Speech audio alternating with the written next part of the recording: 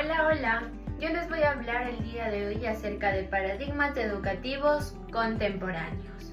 Voy a empezar dando una definición de qué es un paradigma educativo.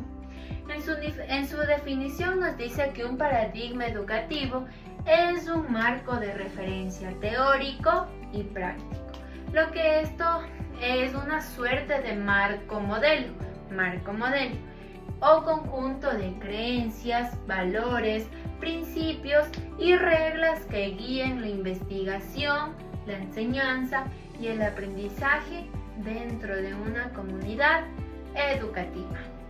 Por lo tanto, también vamos a ver su función, en el que nos dice que esto determina el modo en el que se concibe el conocimiento. Por lo tanto, el rol del estudiante, el papel del docente, el diseño curricular y la metodología de enseñanza. Por lo tanto, nos dice que esto es esencial o es como una esencia en lo que es la forma en que se piensa y se lleva a cabo el acto educacional. Bien, como otro punto vamos a explicar las características esenciales del paradigma humanista, en lo que se va destacando su enfoque en la realización o la autorrealización del desarrollo integral del estudiante. Bien, vamos a empezar con el fundamento filosófico, en el que se nos dice que esto se basa en la psicología humanista de Maslow y Rogers, que nos dice que ve al ser humano como un ser libre, intencional, con potencial limitado y que tiene naturalmente hacia la autorrealización. Por lo tanto, vamos a ver sus características esenciales, en el que esto nos dice que la autorrealización tiene el fin principal de la educación, que es ayudar al estudiante a desarrollar su potencial único y asimismo a ser él mismo y por lo tanto alcanzar la cúspide de sus capacidades y metas.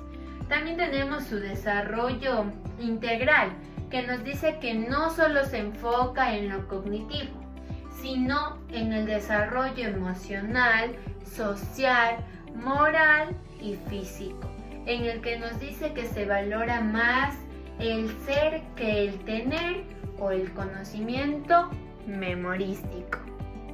También tenemos el eje central, que es el alumno, en el que nos dice que el estudiante es el centro activo y protagonista del proceso, en el que el aprendizaje, por lo tanto, es significativo cuando involucra tanto el afecto como a la cognición. Tenemos el rol del docente, en el que se dice que es un facilitador o guía, en el que crea un clima de aula de aceptación incondicional, por lo tanto como empatía y respeto, y por lo tanto esto fomenta la autonomía y la autoevaluación. Bien, como otro punto vamos a ver cómo analizar el paradigma de la pedagogía crítica, en lo que se va enfatizando su visión transformadora, emancipadora y su relación con el pensamiento de Paulo Freire. Nos dice que en el fundamento filosófico se apoya en la teoría crítica, lo que quiere decir escuela de Frankfurt. Y por lo tanto esto tiene afecto en la filosofía social, en lo que se va viviendo la educación como un acto inherente político. Bien, tenemos la función emancipadora y transformadora, en la que nos dice que esto cuestiona el estatus y la educación tradicional, lo que quiere decir educación bancaria, en el que esto nos dice que reproduce desigualdades sociales. Por lo tanto, su objetivo también es la emancipación de los oprimidos, lo que esto promueve la capacidad del estudiante para analizar críticamente la sociedad y actuar para transformarla. Vamos a ver la relación con Paulo Freire. Freire nos dice que es el máximo exponente con su obra Pedagogía del oprimido. lo que quiere decir que esto propone la concienciación en lo que el proceso es el mediante el cual los oprimidos toman conciencia de su situación y por lo tanto de las causas de su opresión. En su método nos dice que el diálogo crítico o problematizador quiere decir en contraposición a la mera transmisión de contenidos, que en este diálogo el educador y el educando aprenden juntos, lo que se van asumiéndose como sujetos de la historia. Bien, vamos a describir el paradigma de la educación intercultural bilingüe, lo que se va a ir resaltando su valor en la identidad, el diálogo de saberes y la inclusión cultural. En la definición nos dice que esto es un modelo educativo que surge en contexto de diversidad cultural y lingüística, especialmente con pueblos originarios. Que esto nos dice que no es solo una metodología, sino un proyecto político y social. Vamos a ver su valor en la identidad, en la que nos dice que reconoce y valora positivamente la educación cultural y lingüística propia del estudiante, lo que quiere decir en la lengua materna, cosmovisión y su historia. Por lo tanto, también nos dice que fortalece esto en la autoestima y el sentido de pertenencia de los pueblos originarios. Bien, vamos a ver el diálogo de saberes, en el que esto nos dice que promueve una relación de horizontalidad entre los conocimientos ancestrales propios y los conocimientos occidentales universales.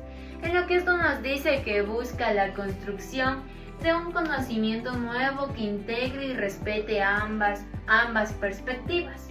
También por último vamos a ver la inclusión cultural, en el que esto nos dice que esto va más allá de lo simple que es la coexistencia o la pluriculturalidad, en el que nos dice que la interculturalidad promueve la interacción, el respeto mutuo y la eliminación de la discriminación entre las diferentes culturas que conviven en un mismo territorio.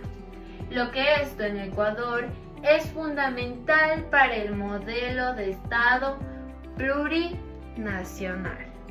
Bien, vamos a concluir con una reflexión personal en donde se va a hablar sobre cuál paradigma consideramos más pertinente para el contexto educativo actual y por qué. Para terminar, en el contexto actual yo voy a decir que un paradigma que combine elementos de la pedagogía crítica y la educación intercultural bilingüe con una base humanista parece el más pertinente. ¿Por qué? Porque la necesidad humanista nos dice que ofrece una base fundamental para el bienestar emocional y la salud mental del estudiante. Lo que nos dice que especialmente tras crisis sociales y la pandemia, esto promovió la empatía, el respeto y la autorrealización personal. También nos dice que en la necesidad crítica e intercultural, dice que en sociedades con profundas desigualdades sociales, históricas y culturales, como fue las latinoamericanas, es vital. ¿Por qué? Porque nos dice que la educación promovió la conciencia crítica, lo que Paulo Freire dijo que para cuestionar la pobreza y la corrupción.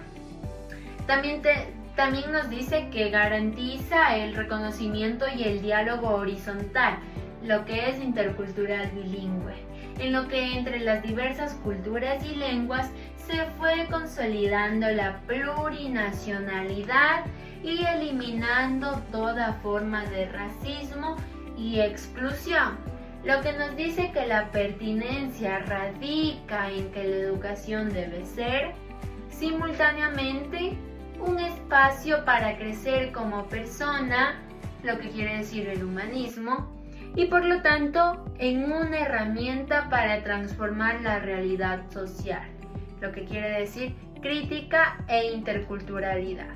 Esto ha sido todo por hoy y espero te haya gustado. Gracias. Chao, chao.